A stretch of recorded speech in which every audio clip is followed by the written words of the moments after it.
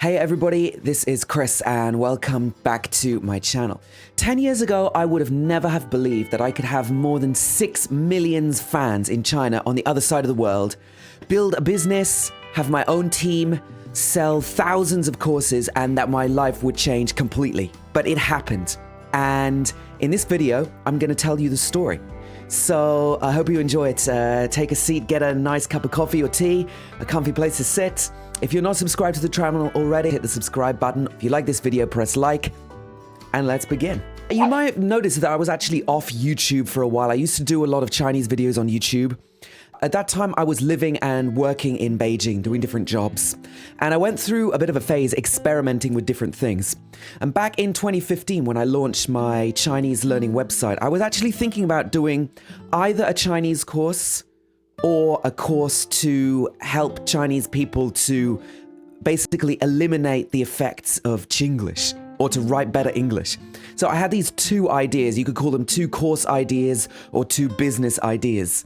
And I did a bit of work on both. Because I was working in China, I worked as an editor for a Chinese website. I read a lot of translations that Chinese people wrote. So I knew quite a lot about helping Chinese people to improve their English. And also, I'd learned Chinese to a high level, so I knew how the language worked and I had inside knowledge. Obviously, people in China, if you're a Westerner and you speak English and you have a white face or whatever, there'll be people like offering you English teaching jobs. Most of them I wouldn't accept at that time. But a friend did approach me.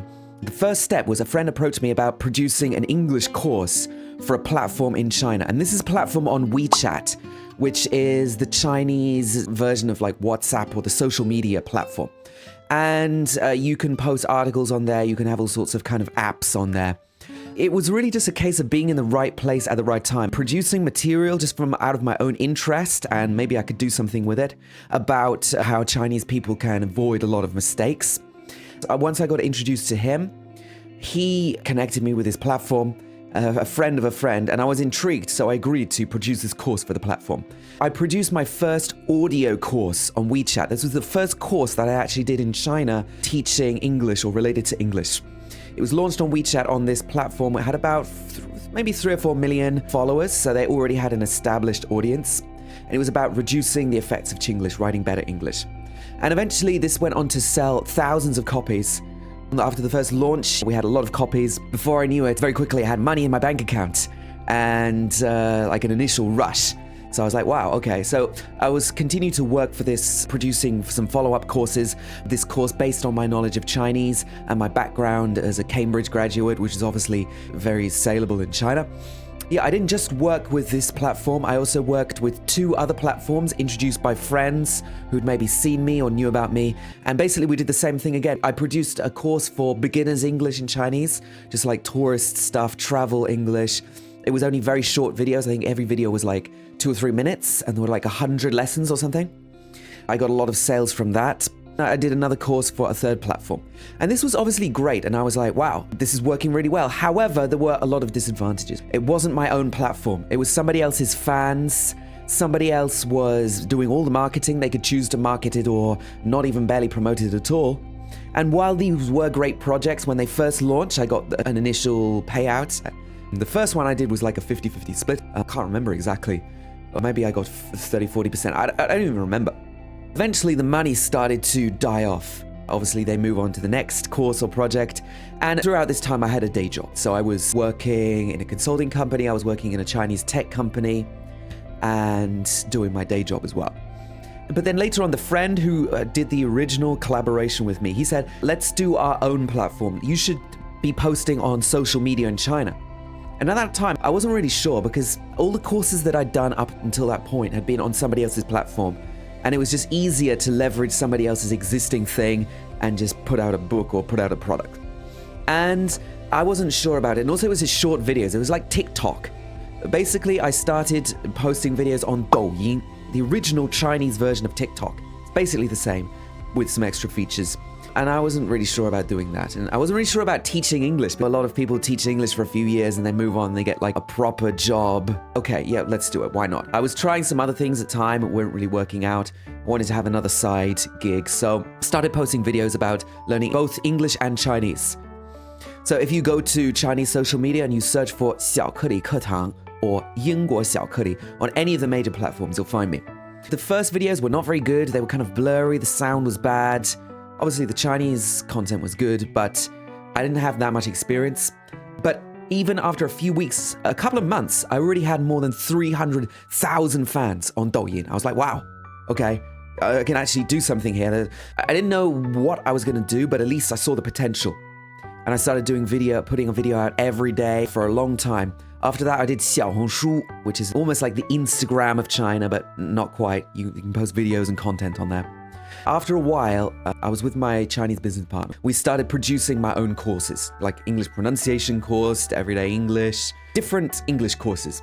But at the beginning, it was really hard. Even though I had 300,000 fans or even more, later on I had 500,000 or even more than that, but it was difficult to sell courses. Because you can't necessarily get the fans off of your platform, and not everybody just wants to just queue up and buy everything from you. It's not that easy. And the platforms weren't that happy about me promoting stuff on other platforms. Sometimes the videos would get restricted or whatever. So it was difficult. And during this time, I actually moved back to London. And I was still freelancing with a lot of Chinese companies, actually. I kept up my own side hustle. I was wondering, is this going to work out? Couldn't really give up. I couldn't face giving up, but also I was like, well, what's going to happen? I kept producing courses. Must have done about 20 different courses. I even had a channel with my daughter with videos of our daily life, speaking English to her. I did even kids courses, reading courses for kids. I did so much stuff. And each course I would launch it, I would get like 20 students or not very many. How long can I continue doing this? I started to lose heart. And then COVID happened. Schools in China started to go bust, or they found it very difficult to operate. And a lot of them went online. Even these huge companies in China were producing like online learning platforms. There was so much competition. And I just started to slow down and wonder what was going on. But then suddenly somebody from one of the major platforms, actually Douyin, contacted my team. At that time, I had a small team, employing like a couple of people. We had a shared workspace. So somebody from the platform contacted us and they said, you can do live streaming on Douyin. I was like, what? Really? Because the restrictions in China, there's so many restrictions on the media and everything has to be like reviewed before it can even be published. And I was kind of used to that situation. A foreigner can even live stream, like actually go live in China. I couldn't really believe that I would even be able to do that. And I did know about live streaming. I knew it was big in China. A lot of people were selling products, they're selling makeup or whatever. But I didn't know a foreigner could do it. It was a long procedure. I had to submit my passport, all of these documents, go through all of these checks, and it took forever. But eventually it went through. But during this time, I was preparing my own course. I was like putting together bits of English courses so that I could sell and produce things that I could teach. And then as soon as I started live streaming in China, I think around 800,000 fans on Douyin. I had multiple accounts. And as soon as I started live streaming, it was like opening the floodgates. Like everything literally changed for me overnight. The first live stream that I did, I had like tens of thousands of people. I made even multiple tens of thousands of yuan on one single stream, just from selling my course that I had up there. And I was like, wow. And then at that time, it started to blow up. At the beginning, I was doing like 2 or 3 live streams a week. And then very quickly, I ramped it up to 5 a week. Then I was doing 7 days a week, even multiple live streams every day. And these live streams were no joke. Like a typical live stream, at the beginning I was doing about an hour and a half. And then after a while, I ramped it up to 2 hours or even 2.5 hours. And this is speaking Chinese and teaching English and then doing sales. I didn't even know if I could speak that much Chinese like in one go. And there's no breaks. It's not like when you're talking to somebody, you talk for a bit, then they talk. For live streaming, obviously you can see comments. You can't hear anybody. It's like a one-way conversation, but the other person can only reply through text. So it's really weird. It's something you have to get used to. And I know on YouTube, most people just do live streams and they just do it when they're launching a product. And then when they get bored, they want to connect with fans, just have a chat. And it's quite slow. But in China, live streaming is completely different. It's really fast-paced because you're selling and you've got to fight to get people's attention and to keep people's attention. So after a while, trying to get more, liven it up a bit, I was drinking a ton of coffee. I was like trying to joke around, just like make whatever jokes I could, keep people engaged. After a while, I started singing karaoke at the beginning of the live stream. I was singing like Backstreet Boys. I was singing songs in Chinese. Obviously not like my biggest strong point, but it kind of worked. And then I started up on WeChat. I started live streaming on WeChat, got connected with people on there. Then the sales started rolling in. Actually, WeChat was my biggest platform. And then after a while, after a few months, I can't keep up my freelancing work. This is just crazy, doing this every day and trying to juggle like other work. Quit that or paused it. And then went full time doing my own like live streaming, teaching business in China. So my life completely changed. I grew my team. We had 6 people, 7 people, more part-time people. We could barely keep up with all the customer service, all the requests, all of the orders, and everything coming in. And then on Douyin as one platform, when I first started live streaming, I had around 800,000 followers. Now I have about 2.7 million just on one single platform. And I even launched books, like after a while, because my course was just basically an online course. You can watch it on your phone or on your computer. And then later on, I launched the book versions of the course. So here they are. So this is amazing. And here I am on the front. This is like 3 different volumes of my course. Because actually, I had a lot of course material. And I bundled it all up together, sold it for like a really cheap price. Just try to sell as many as I could. And then I had so many live streams. I put all the stuff from the live streams into my books. And then printed out all the content. So you can see everything in there is like translated content that I wrote. And more than 1,600 pages of it. And then all of a sudden, we were selling physical books too. We launched the books, and we had a warehouse full of books. And obviously, all this was great. But then I started to wonder, how sustainable is this? How long can this actually go on for? This is China. I could just get blocked again. The government policy in China changes so quickly. They could just launch a thing tomorrow saying foreigners can't live stream, even if you are vetted by all of the departments. Anything could happen. The platform could change. I could get banned. This was always a nagging thing in the back of my mind.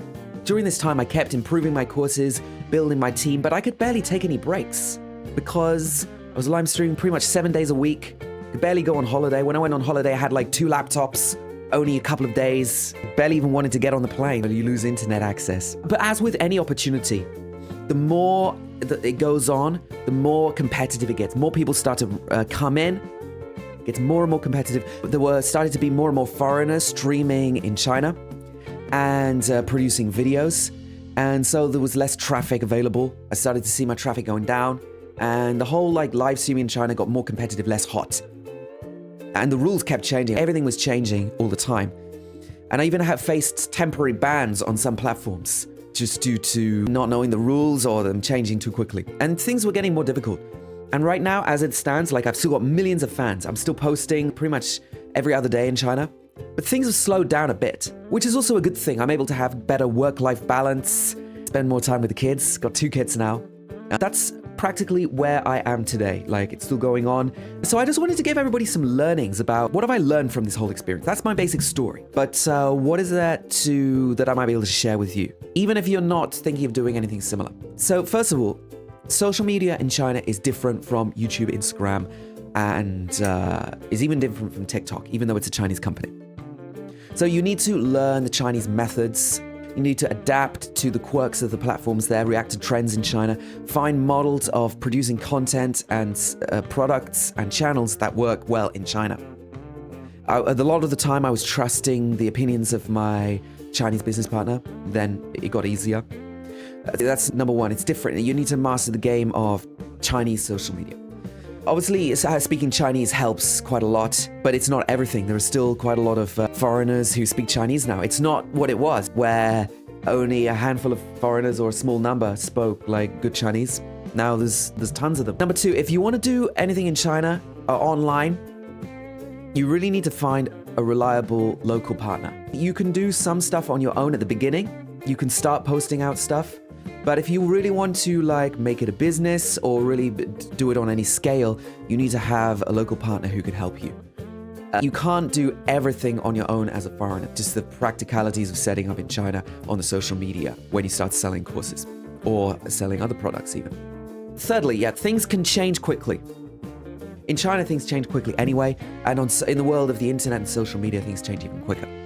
But you need to lay the foundations and be prepared. The reason why I was able to do these things, I had some luck and I had some good opportunities. I was laying the foundations for a long time. Like, I learned Chinese for many, many years, as people watching this channel probably know. Now I've been learning Chinese for 18 years. I had lived in China, worked in China, I had cultural knowledge, I had teaching experience, even teaching in Chinese middle school, teaching in Chinese university. I produced loads of course material, my own material, and packaged that up. So when the opportunity came along, I was ready and I was able to take advantage of it. I believe that opportunity favors the prepared. So being able to grab the opportunities when they come. Next, don't put all your eggs in one basket. Whether you're operating in China or another country, diversification is really, really important, especially if you're doing social media and you're operating on other people's platforms. It's somebody else's house. I'm posting on most of the Chinese major platforms. Now I'm diversifying even more. I'm putting stuff on YouTube, putting stuff on Instagram or whatever. I think I'm always going to be doing things in China. I have a big social media presence there. 6 million fans, like, it may seem like a lot, but in China, like, there's obviously a huge population. When I go back, I can't, like, walk out of the house. It's not like that, but I was actually getting recognized, I would say most days, every other day. We're living in China when I went out. Some people, like, kind of recognize me, but they don't know who I am. Or they're like, oh, you're so familiar, but I can't remember. So anyway, you could say brand presence to be doing stuff in China, especially teaching and education. I think there's going to be more opportunities for me. Starting to launch my Chinese teaching content back here on YouTube, my content for teaching Chinese people English on YouTube, so it can reach a wider audience. And let's see what we can do on here. YouTube might be a different game, looking out for your support. But anyway, if you've watched this far, then I guess you're pretty interested in Chinese social media, at least in my story. But if you have ever tried posting any content in China on social media or wherever, send me a message. Like, I'd be interested to know about your experience. If you haven't, would you be interested in doing that? But just reach out, leave me a comment or send me a message. Maybe I can even help out in some way. I also helped out some other creators before. I really hope you enjoyed my story, and maybe some of the things that I shared, some of the learnings could also be useful for you. If you watched this far, please do give me a like and subscribe to the channel if you haven't already. I'm going to be posting all kinds of different content on here and doing some experiments, so hopefully there's going to be some really interesting stuff coming. So I hope to see you soon. Thanks for watching. Leave me a comment if you have any questions. Take care. Peace out. Bye-bye.